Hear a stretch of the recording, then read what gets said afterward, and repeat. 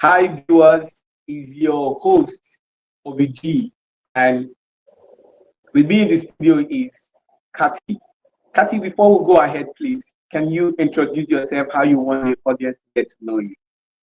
Hi, my name is Cathy Hoffman. I'm a survivor leader and a victims advocate. Wow, Cathy, you're welcome once again.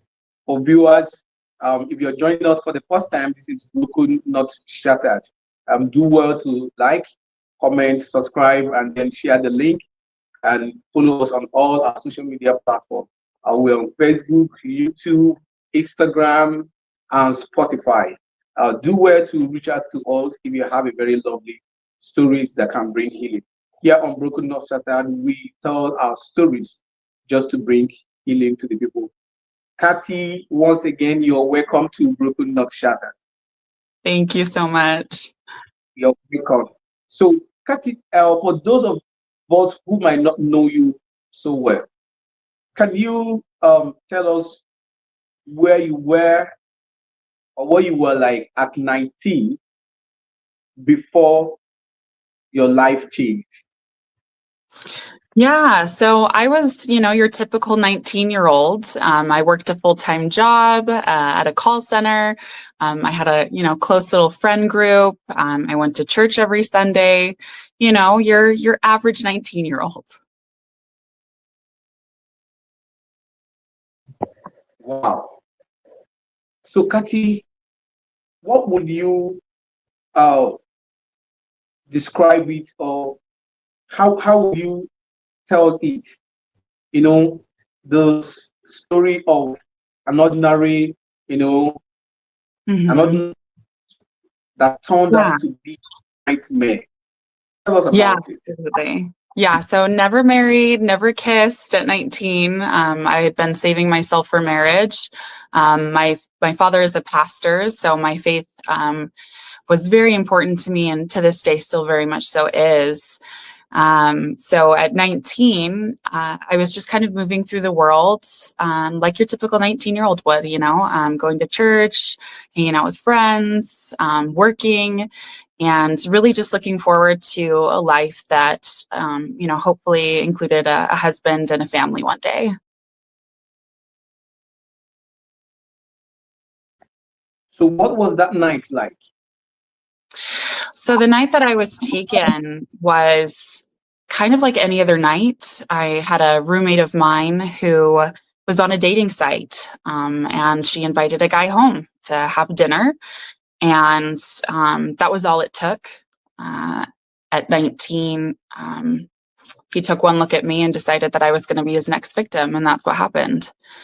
I ended up being trafficked across state lines back to the South, and I ended up being sold for $4,000.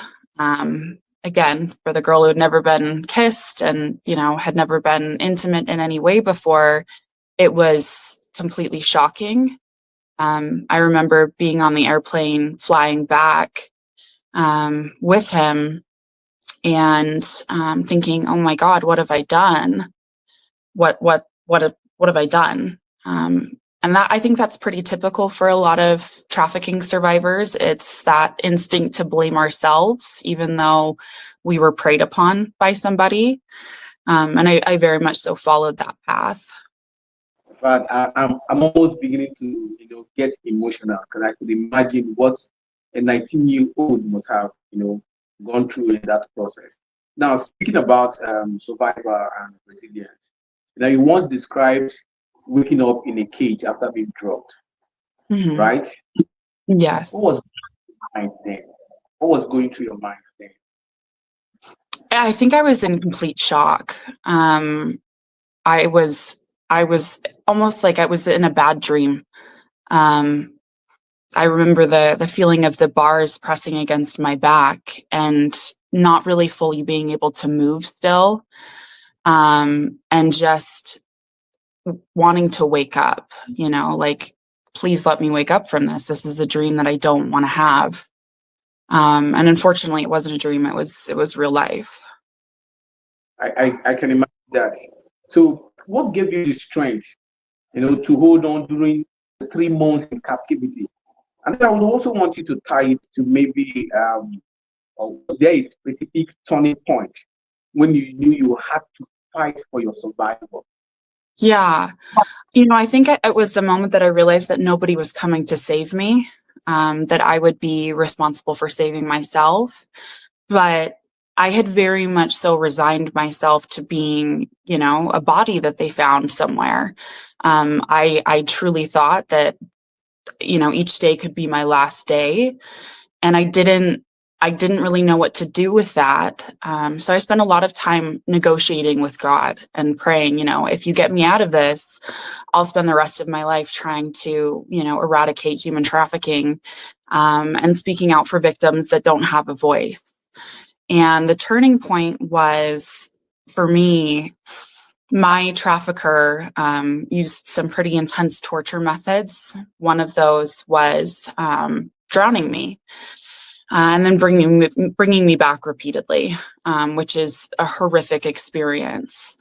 And I just remember thinking, please, I just want to go home. I just want to go home. I don't want my parents to have to get the news that their daughter is dead. I had just gotten back in touch with my family and started building a really healthy relationship at the time. And that was the huge motivating factor in why I went with my trafficker in the first place, because he threatened them. He threatened their safety. And at 19 years old, being innocent and naive, I believed him. I believed he had the power to do that. So the turning point really was when I felt really God give me the strength and the force of will to fight back and to not be afraid anymore, because fear is an incredibly powerful tool that these people use against their victims to get them to comply. And I decided I wasn't scared of losing my life anymore. The most important thing to me was that my family didn't hear the news from a police officer that, hey, we found your daughter's body, she's gone. Wow. So let's look at faith and healing, because you once talked about you spoke to God, and I can remember in some other posts you said that in your darkest moment, God gave you strength. Now, do you Mhm. think that God or your faith actually played a role in your journey and your escape? I would say it played one of the most important roles, if not the most, the most of it. Um, I grew up in church. My parents actually started a church when they moved to the state that I'm living in, and so I'd grown up knowing about God and being very familiar with the Bible, going to Sunday school, going to youth group, but I had never really had something that tested my faith in the way that this was going to. So when, the opportunity presented itself that I was maybe going to be able to get away and escape, I was kind of on the brink of being completely terrified, but also exhilarated at the same time, because God has this really interesting way of giving you both physical and mental and emotional strength when you don't think you have any left.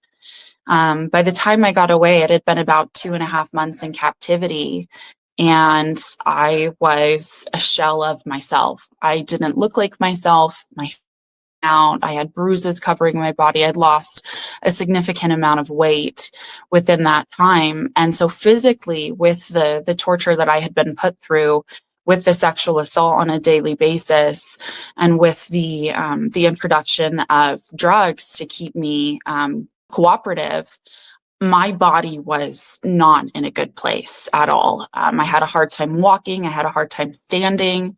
I had a really, really hard time talking because of the strangulation that took place. The day that I escaped, I can only describe it as the Holy Spirit, the Lord. I felt this just complete warmth and peace come over my body, and I it was like I felt like I could have lifted a bus, the amount of strength that I had. And it was just enough to get me up those stairs. And then God provided another miracle. At the top of those stairs was the bag that I'd packed, a phone that was charged, and money. on top of my back that none of that should have been there. I'd been there 2.5 months. Why would my phone still be charged? And the only explanation I have is that God was the one that took care of that. He gave me the energy to get out of there, and he charged up my phone and put all of the pieces in place for me to survive. And that's what I did.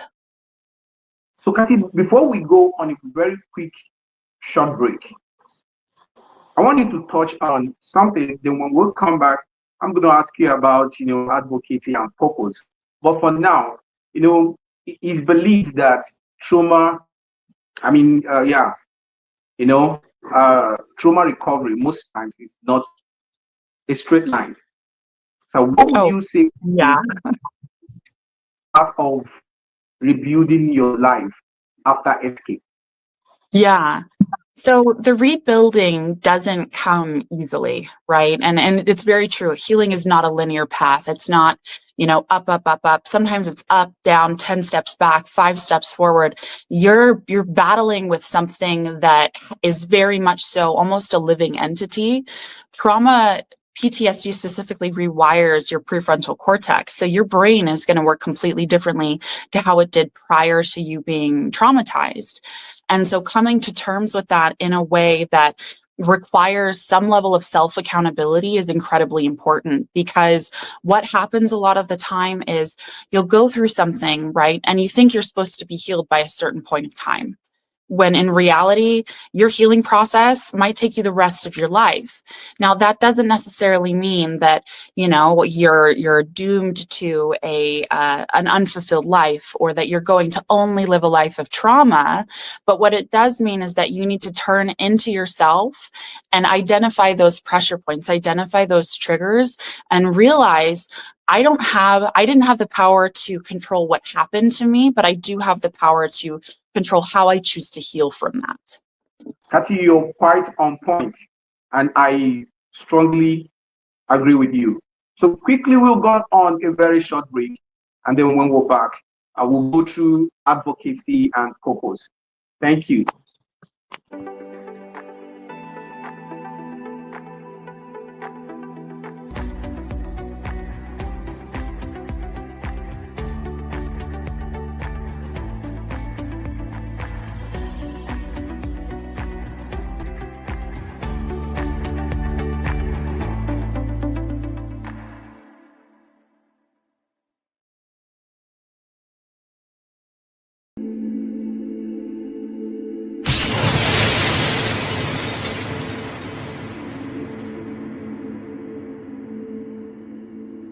You're welcome back to Broken Not Shattered, and it's your boy OBG.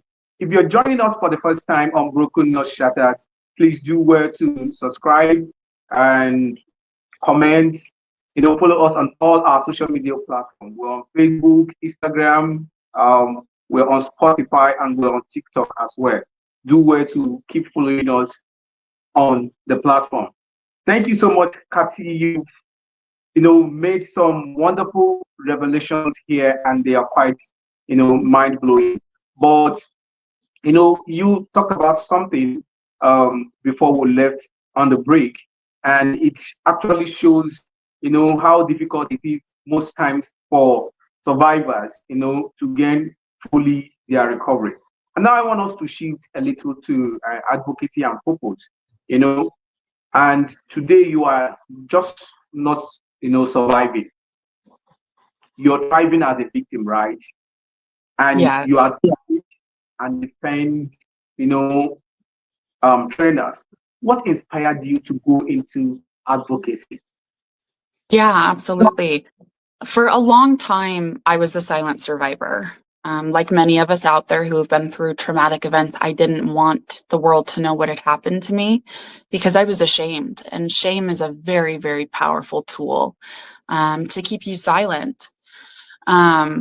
After, I would say, about 5 years of trying to relearn how to live life on my own terms, I decided that I didn't want to hide anymore. Prior to that point, I'd been changing my name constantly, moving, doing anything that I could to stay under the radar. And it was 3 o'clock in the morning, and I am not the best sleeper in the world. Like many other trauma survivors, I do struggle with insomnia. And it was like this voice in my head, you could call it God, the universe, whatever you want to call it. And it just said so strongly, it's time. And I started sending out emails to different foundations in the area, and all over the country. And I just told them, I want to do something with the experience that I've gone through. I have a lived experience that I could be using to help other people who are going through the same thing, or other survivors who, haven't also spoken out yet. And so I sent an email off to the Elizabeth Smart Foundation, and they invited me on as a guest on their podcast, Smart Talks. And that was the beginning of this really, really incredible journey that I would go on, that I would reclaim my name, that the promise that I would start to do my part to eradicate human trafficking and sexual assault and domestic violence. That was really the start of that journey for me. So I ended up going on Smart Talks, and sharing my story really in depth, and ended up getting contacted by other foundations and by other survivors. And from that point, it became kind of my mission in life, my purpose, to start speaking out about these things and connecting with other women who were at different points along their journey.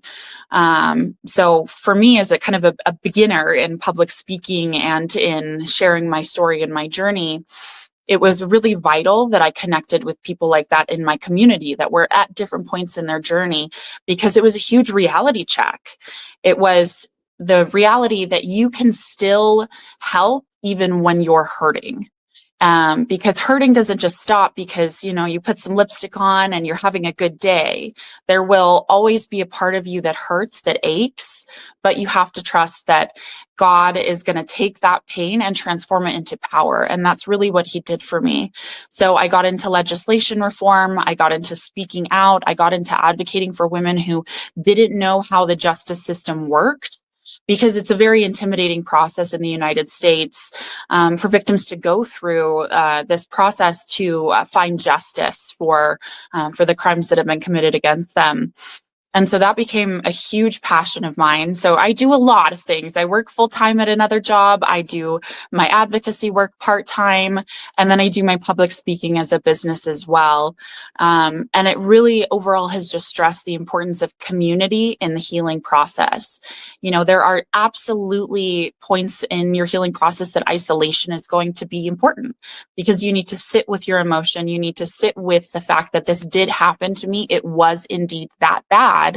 And then you move on and you find the next step. It's almost like building a ladder, right? Your first rung is realization. Your second rung is acceptance. And then come the other stages, which, for many of us involve grief and sadness, and then power, right? Because God, again, has this incredible way of transforming the most horrible thing that has ever happened to you into a map, a roadmap for other survivors to follow towards their own path of healing.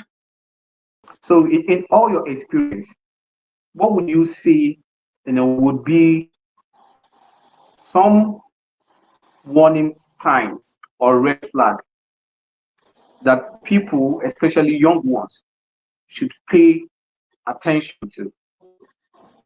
Absolutely. So one of the most important things that you want to look for is love bombing, right? If you meet somebody online or in real life and they are absolutely so incredibly completely invested and you're the most perfect woman I've ever met, and they also at the same time want to isolate you from your friends or your family, that kind of creates the perfect storm. So a lot of people will start grooming their victim by love bombing them, by idealizing them, by putting them on a pedestal, and by future faking, which is, oh, one day we're going to have kids, I'm going to marry you. The majority of people who experience sexual assault, it's not because they're walking down the street and it's the wrong place at the wrong time. It's because of somebody that knows them and has created an environment that allows that assault to take place.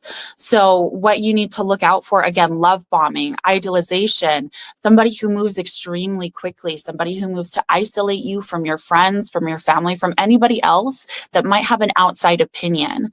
And then, of course, naturally, if somebody asks you, hey, get on a plane with me, I know you've only known me for a week or a couple of hours, don't do it.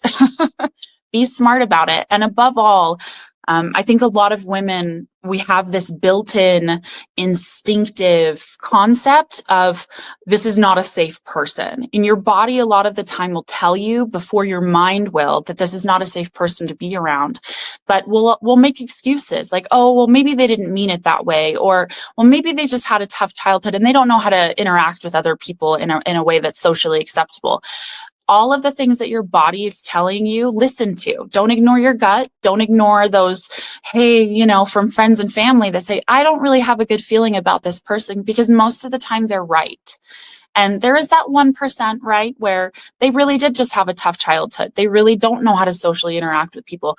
The vast majority of the time, if your body is throwing up red flags and people in your life are saying, I don't like how this interaction is going between you and this other person, listen to them, because that knowledge and that wisdom that they share with you comes from years and years of lived experience that you might not have. So when someone suspects a friend or a loved one, it might be in danger, what practical steps they take? Absolutely. So practical steps, of course, are going to be talking to that loved one. You're going to want to get information, right? How long have you known this person? Have you met any of their friends? A lot of the time, people who groom and traffic are very isolated themselves. So they're not going to have a large friend group. They're not going to have family members. They're going to typically talk really negatively about everybody else in their life while making you the center of perfection. So you really need to look out for, again, are they inviting you on trips that you haven't known them long enough to go on? Are they, saying things that don't really make a lot of sense, but they feel really nice to hear? And then your practical next steps are, hey, do a deep dive. There are, apps, there are websites like truepeople.com where you can actually see the history of somebody's, where they've lived, phone numbers. And then, of course, above all, please don't be afraid to go to the police. The police are there for that particular reason. They're more than happy. I promise you, they would rather get a phone call saying, I'm worried about my daughter, I'm worried about my son, I'm worried about my friend, than have to deliver the news, your daughter's been abducted, your son has been abducted. So they're there to really identify those key points and walk you through that process. And there are also advocates like me who work online a lot of the time with families that have, missing and endangered children or runaways. The most important thing is to just be aware. If you see something, say something, because most of the time we want to chalk it up to it's nothing, it's not that big of a deal. And then it does turn into something. So don't be afraid to call the police and ask questions. Don't be afraid to run background checks. And social media, while it's a really dangerous thing, can also be an incredible tool. There are groups all over the world whose sole purpose is to, hey, I'm going on a date with this guy. Has anybody else had a bad experience? Are there any red flags I need to be aware of? I'm in several of those groups as a moderator, and I cannot tell you the amount of times that women have commented saying, thank you for telling me that this person was a man of concern, because I found out that he has a criminal record with domestic violence, or that he has, an open investigation going on. So use all of the tools at your on your tool belt, and then move from there. But don't jump into anything.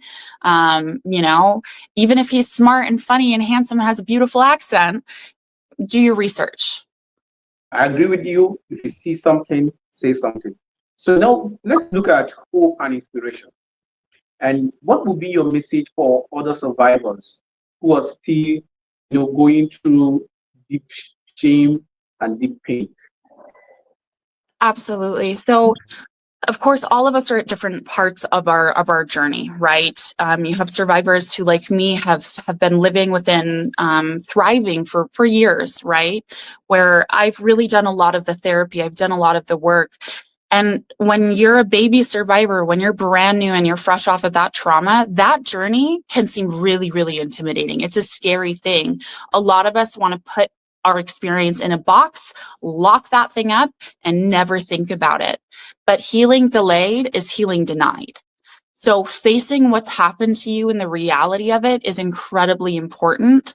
But your brain is only going to give you what you can handle. One of the common themes with PTSD is flashbacks, right? So you'll go through this horrible experience, and then you might have a couple weeks where you think, I'm okay, it didn't affect me that badly.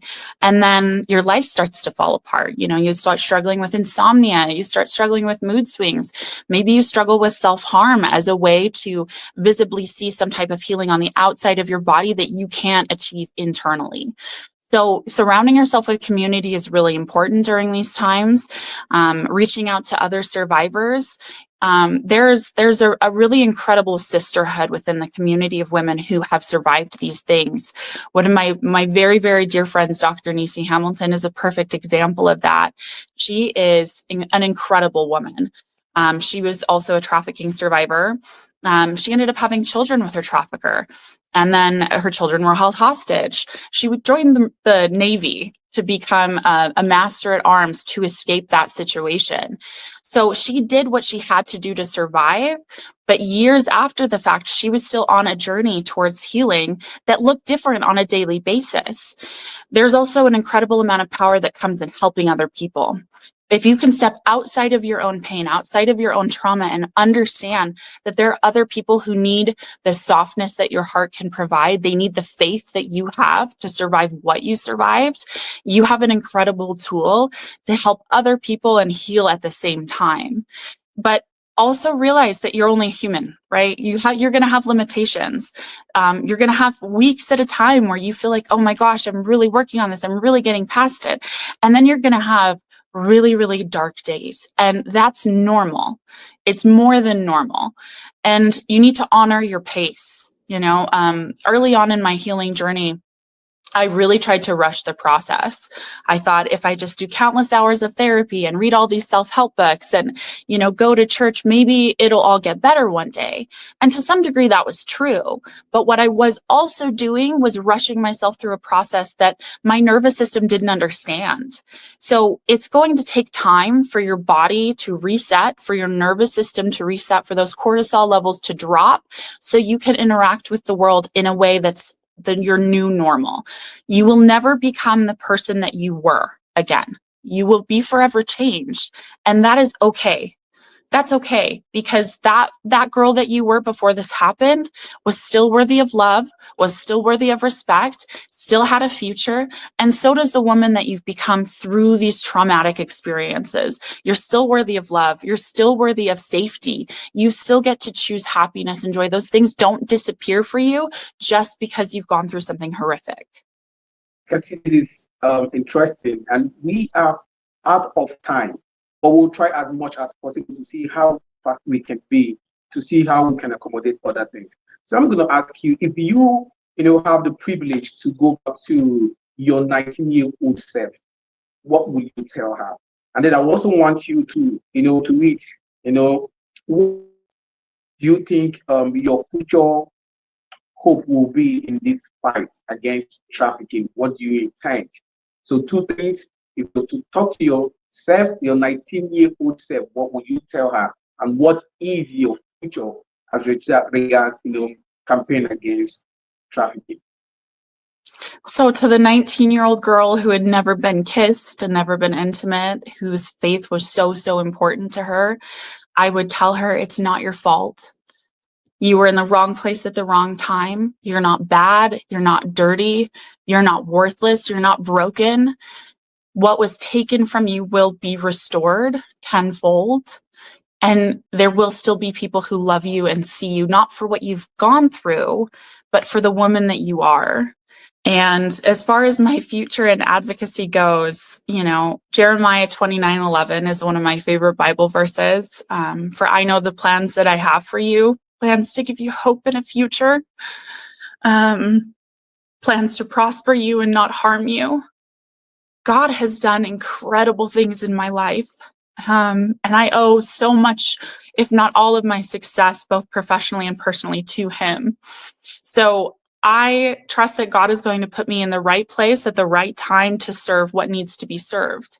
And maybe that's not going to come in the form that I think, maybe it's not going to come in the form of podcasts and public speaking. Maybe it's just, hey, somebody walks into one of my stores and says, I'm really struggling with this. And they open up to me. And I'm put there for a reason, for such a time as this, to serve that person. So I will forever be grateful to the people that have helped me get through what I've gone through. But I also have so much love and admiration and respect for the God that I serve, because he's allowed me to be on this path. And I'm honoring his pace in this and his choice for me, not necessarily what I always want to do. Thank you so much, Cathy. I quite agree with you. And when you quoted that scripture, I know my thoughts for you, or my thoughts for you are good, not able to give you a good job and an end, to bring you to an expected end. And that's so touching. I agree with you 100. So in closing, Cathy, I want to ask you this. Most audience would want to, connect with you and, either to partner with you in your advocacy or to get more connection. How would you, want people to get in touch with you? How can people get in touch with you? And also, what is that one thing you want our listeners to take home with? So if you want to get in touch with me, my work email is Cathy Hoffman, 151@gmail.com. I am also on Instagram. My handle is @theangelinthemarble. And feel free to reach out to me if you have any questions, or you're again early on in that process of healing, or you just want to get more connected and you want some other resources. Maybe you want to listen to other podcasts, or any questions that you have. I'm really open to answering those. And if there's one thing that I want you to take away from today, I want you to know that you're so loved, that you are an incredible part of a world that sometimes can be really dark and really frustrating. And it might seem like, hey, there's no light at the end of the tunnel. But I just want you to know that you're so loved, you're worth loving, and stick around, because you never know what the future has in store for you. And if you give up now, you won't. But you will be missed. So for those that are having a tough time, for those that are going through, the darkest of days, know that this is not forever. Know that your survival will one day turn into thriving, and one day turn into something so powerful it's bursting at the seams, and you'll want to share that. So stick around and see what happens. Thank you so much, Cathy. Before we leave the studio, we have a culture where the guest drops a drop-off question for the next guest, irrespective of who the guest is. So I'm going to ask you the drop-off question from the last guest, and then after which you give us your drop-off for the next guest, right? So here is the question. When you look back into your journey, right, what will you say that life was trying to teach you?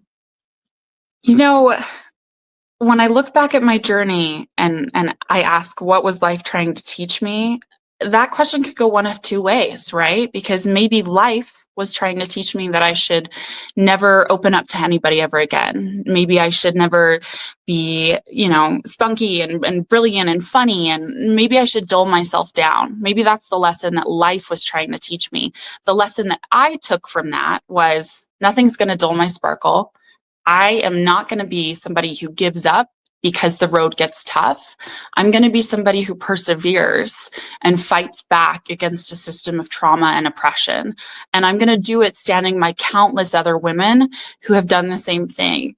There's a really, really powerful quote that I love that says, scream. So in 100 years, other women won't ask why they lost or when they lost their voice in history. So be outspoken about what you've gone through, because again, your survival story is a roadmap for other survivors. It will guide them and show them how to get from point A to point B. And the question that I would ask the next person that's on this amazing podcast would be, at what point did you go from accepting that this might be the end of your journey to deciding that this isn't going to beat you? Okay, I like that. Very interesting. And one thing you said here that is worth taking away is when the going gets tough, the tough gets going. Interesting. Exactly. It's nice having you in the studio, and it's been an amazing time with you. Thank you so much for stopping by, and thank you for making out your time, to share your life with us.